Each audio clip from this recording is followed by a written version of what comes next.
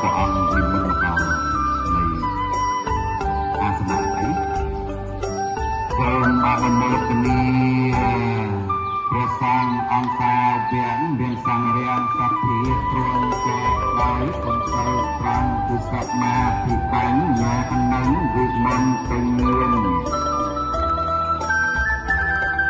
ទេតាជនប្រការជាកូនសោខ្ញុំសូមអន្តរស័យដល់ព្រះរិយបុគ្គលជាបុត្រទទួលសុពលជាមង្គល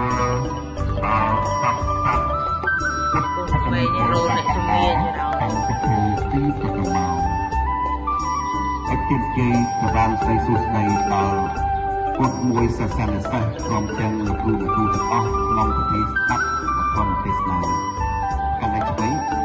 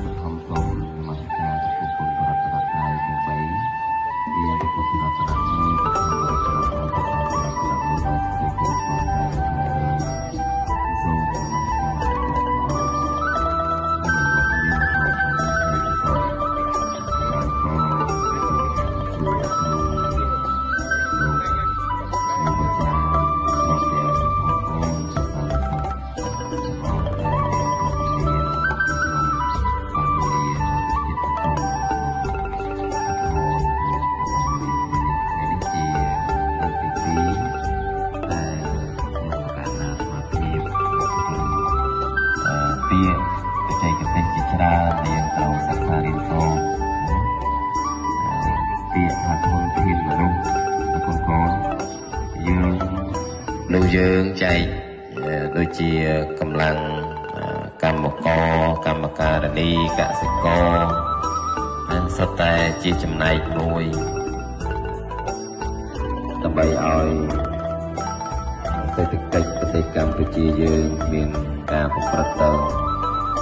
ហើយពាក្យថាធនមូលធនមនុស្សមនុស្សមានធនធានមនុស្សហើយ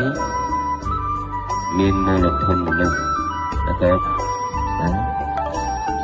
ពាក្យថាធនមូលធនមនុស្សសំដៅមនុស្សទៅលើដែលមានចំណេះជំនាញចំណេះជំនាញ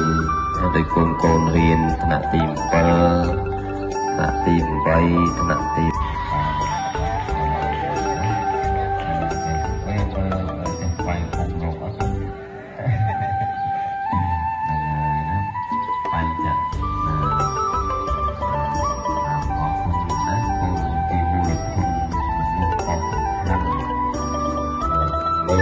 ស្រឡាញ់កូនស្រឡាញ់យកតែមែនទេស្រឡាញ់ដល់កូនទំនើបស្រឡាញ់រហូតដល់កូនខ្លាចជាបុគ្គលក្មេងទំនើបយ៉ាងម៉េចក្មេងទំនើបអត់ចូលសាលាពេកម៉ោងរៀនដើរបងធំបងតូច